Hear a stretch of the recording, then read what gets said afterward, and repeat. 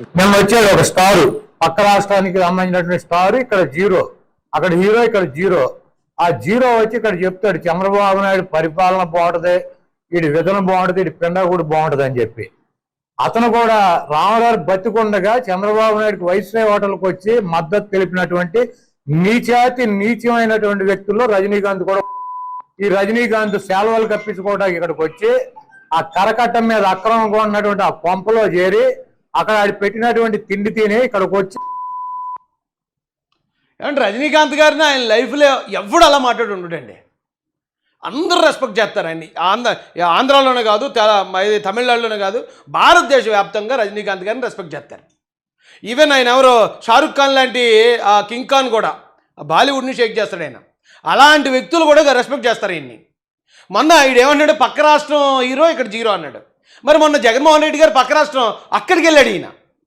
ఏమండి, ఇక్కడేమో రజనీకాంత్ గారు చంద్రబాబు నాయుడు గారి దగ్గరికి వచ్చారు, కానీ అక్కడేమో జగన్మోహన్ రెడ్డి విజయ్ గారి దగ్గరికి, సూర్య గారి దగ్గరికి, కార్తీక్ గారి దగ్గరికి వెళ్ళి అక్కడ ఫోటోలు దిగి అదేదో పెద్ద గొప్ప అని చెప్పి ప్రచారం చేసుకున్న దరిద్రులేళ్ళు. నేను ఆ విజయ్ గారినో లేకపోతే సూర్య గారిని, కార్తీక్ గారిని నేనేం తిట్టట్లే. జగన్ గారితో ఫోటోలు దిగినంత మాత్రాన వాళ్ళని మేమేం విమర్శించాం. వాళ్ళ మంచోళ్ళే, వాళ్ళ మంచిగానే చెప్పుకుంటాం మేము, అంతే తప్ప జగన్ గారు మా ప్రత్యర్థి కాబట్టి ఆయనతో దిగాడంటే వాళ్ళని కూడా బ్యాట్ చేసేయాలి, వాళ్ళని కూడా తిట్టాలని తెలుగుదేశం కార్యకర్త ఎవడని ప్రయత్నించాడండి? ఎవరైనా ఒక్కడన్నా ఆ హీరోల గురించి అంత తప్పుగా మాట్లాడేవా? కానీ ఈ దరిద్రులు చూడండి, వీళ్ళ జగన్మోహన్ రెడ్డి అక్కడికి వెళ్ళి వాళ్ళతో ఫోటోలు దిగితే అది గొప్పట. అక్కడ సూపర్ స్టార్ ఇప్పుడు ఎవరైతే విజయ్ గారు కానీ లేదా సూర్య గారు, కార్తీక్ గారు, వీళ్ళ ముగ్గురు కూడా రెస్పెక్ట్ చేసే హీరో రజనీకాంత్ గారు. అలాంటి ఆయనే వచ్చి ఇక్కడ చంద్రబాబు నాయుడు గారు గొప్పతనం గురించి చెప్తే ఈ నోటుకు వచ్చినట్టు ఎలా మాట్లాడించారండి ఆ రోజున? అంటే ఎవరు మంచి చెప్పకూడదు, మంచి మాట్లాడకూడదు, మాట్లాడిన వాళ్ళ మీద బురద వేసేస్తే ఇది ఎలా ఉంటుందంటే అండి, ఏదో సినిమాలో ఆడపిల్లలకి చదువు లేదని, ఆడపిల్లలకి చదువు చెప్పాలి, ఎలాగైనా సరే ఆడపిల్లలను చదివించాలని చంద్రబాబు నాయుడు గారు లాంటి ఒక పెద్ద ఆయన ఓ స్కూల్ పెడతాడు. ఆ పిల్లల్ని ఎలాగైనా సరే వాళ్ళ ఇంట్లో వాళ్ళని బతులాడి ఆ స్కూల్కి తీసుకొచ్చి అందులో పాఠాలు చెప్తూ ఉంటాడు. చెప్తుంటే ఈ ఆడపిల్లలు చదువుకోవడం ఇష్టం లేని కొంతమంది దరిద్రులు ఉంటారు కదా, వాళ్ళు ఆ స్కూల్కి ఆడపిల్లలు రానివ్వకుండా ఆ బయట ఉండి వాళ్ళని ఏడిపించడం, వాళ్ళ చీరలు పట్టుకొని లాగటం, లేకపోతే తాగేసి అక్కడ వాళ్ళని ర్యాగింగ్ చేయటం, ఇలాంటివి చేస్తూ ఉంటారు. వాళ్ళని ఆ స్కూల్కి రానివ్వరు. అలా అడ్డుపడుతున్నారండి ఈ రోజునల్లో. ఈ రాష్ట్రానికి ఏదైనా మంచి జరుగుతుంది అన్నప్పుడు ఆ మంచి చేయడానికి వచ్చే పార్ట్నర్స్ని వాళ్ళని బూతులు తిట్టి, వాళ్ళని రకరకాలైన ఆరోపణలు వాళ్ళ మీద చేసి, అబ్బాయి ఎందుకురా బాబా ఆంధ్రప్రదేశ్ వెళ్ళటం, వెళ్తాగా పలానా వాళ్ళు ఉన్నారు ఏదో తిడతారు, అనవసరంగా మనం ఎందుకు తిట్లు తినాలి? ఆ రాష్ట్రం బాగుపడడం కోసం, ఆ రాష్ట్రాన్ని అభివృద్ధి చేయడం కోసం మనం ఎందుకు వెళ్ళాలి? మనం అనుకుంటే పక్క రాష్ట్రాలకు వెళ్ళొచ్చు కదా. మనకి రెడ్ కార్పెట్ వేస్తున్నాయి. ఇప్పుడు కర్ణాటక కానీ, తమిళనాడు కానీ, తెలంగాణ కానీ, కేరళ కానీ రెడ్ కార్పెట్ వేస్తే ఎవరైనా ఇన్వెస్టర్లు వస్తారంటే, ఇక్కడికి వచ్చి గలీజ్ యాదవులతో గలీజ్ మాటలు మనమేం పడాలని చెప్పి వీళ్ళు అడ్డు పోవాలి. ఈ రాష్ట్రానికి పెట్టుబడులు రాకూడదు, ఈ రాష్ట్రం అభివృద్ధి చెందకూడదు. అది కదా వీళ్ళ కుతంత్రం. చంద్రబాబు నాయుడు గారు హయాంలో ఈ రాష్ట్రాన్ని అభివృద్ధి చేయకుండా ఉండాలంటే ఇలా అడ్డుకో. మరి ఇలాంటి యాదవులను ఎలా వదిలేస్తే ఎలాగండి? దేశద్రోహం కేసు పెట్టాలండి ఇలాంటి వాళ్ళ మీద. ఇప్పుడు ఈడున్నాడు, ఈ నిష్ఠదరిద్రుడు, వీడికి పేటీఎం ఇస్తే బిల్ గేట్స్ని తిడుతున్నాడు. ఈడంతటి బతికెంత? ఏమంటే మైక్రోసాఫ్ట్ అధినేత, ప్రపంచ కుబేరుల్లో ఒకడు, ఆయన ఈరోజు మన రాష్ట్రం కోసం వస్తే చంద్రబాబు నాయుడు గారి మీద ఉన్న గౌరవంతో, లేకపోతే జనరల్గా ఈ కొత్త రాష్ట్రానికి పెట్టుబడులు రావండి. జగన్ ఉన్నాడు 5 సంవత్సరాలు, ఎవరైనా వచ్చారు కొత్తళ్ళు? ఉన్నవాళ్ళే పారిపోయారు. జాకీ పారిపోయింది, అమర్రాజా బ్యాటరీస్ పారిపోయారు, కియాకి ఏదైతే స్పేర్ పార్ట్లు వస్తున్నారన్నది అది కూడా రాలేదు, అది కూడా పారిపోయింది. ఈవేళ వస్తున్నారంటే అది ఖచ్చితంగా చంద్రబాబు నాయుడు గారి బ్రాండ్ ఇమేజ్. వస్తున్నారు కాబట్టి ఇదేంటి, మా జగన్ ఉన్నప్పుడు రాలేదు, చంద్రబాబు వచ్చినప్పుడు వచ్చేసి పెట్టుబడులు పెట్టేస్తున్నాడు, ఈ మంచి పేరు అంతా వీళ్ళకి వచ్చేస్తుంది, వాళ్ళని ఎలాగైనా తరిమేద్దామని ఇలాంటి గలీజ్గా అందరూ ప్రయత్నిస్తూ ఉంటే మనం చూస్తూ ఊరుకుంటే ఎలాగండి? చట్టాలకు పదును పెట్టి జుట్లు అట్టుకుని ఇటుకెళ్ళి లోపల తోయాలి కదా. ఇది ఎవరో ఒకరి కోసమో లేకపోతే ఒకరిని నాశనం చేయడానికి చేసే ప్రయత్నం కాదు కదా ఇది. ఈ రాష్ట్రంలో వందలాది మంది, వేలాది మంది, లక్షలాది మంది విద్యార్థులకి ఉద్యోగాలు వచ్చే అవకాశాలని చెడదొబ్బుతున్నారు కదా వీళ్ళు, ఈ చెడగత్తరగాళ్ళు. ఇలాంటి వాళ్ళు అలా చూస్తూ ఊరుకోకూడదండి. మంచితనం కూడా అన్ని చోట్ల పనిచేయదు. ఇప్పుడు ఏం లేదు, మనం బిల్ గేట్స్ గురించి ఎప్పుడు ఎటువంటి రాంగ్ న్యూస్ కానీ కనీసం విమర్శ కూడా వినలేదు. ఈవేళ వీడు మాట్లాడుతున్నాడు, వీడు సపోర్ట్ చేసేది ఎవరిని? వైసీపీని. వైసీపీ అధినేత ఎవరు?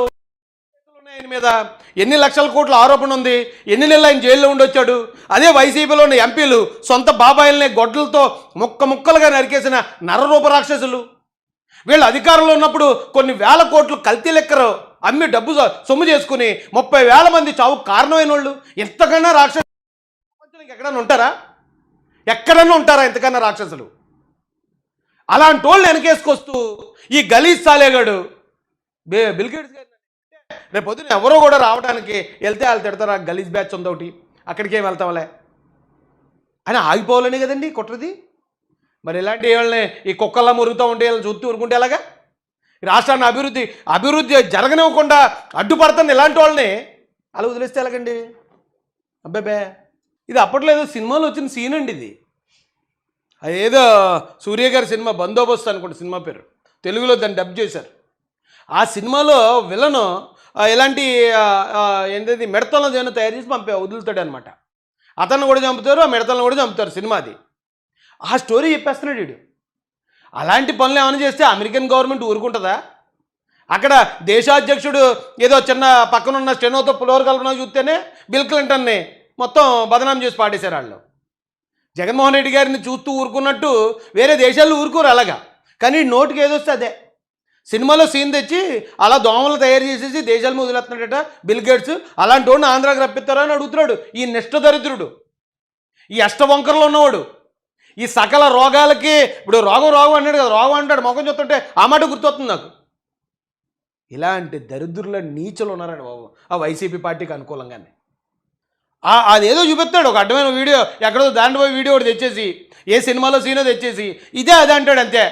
ఆ రప్ప బ్యాచ్ ఉన్నారు కదా వాళ్ళు గంజా చేసేసి అదే నమ్మేస్తారు. అట్లా దోమలు అన్నాడు వీడు. అంతే, ఇంకే వాళ్ళు ఏదైనా చెప్తారు, నమ్మేవాళ్ళు ఉన్నారు వాళ్ళకి వైసీపీలోని.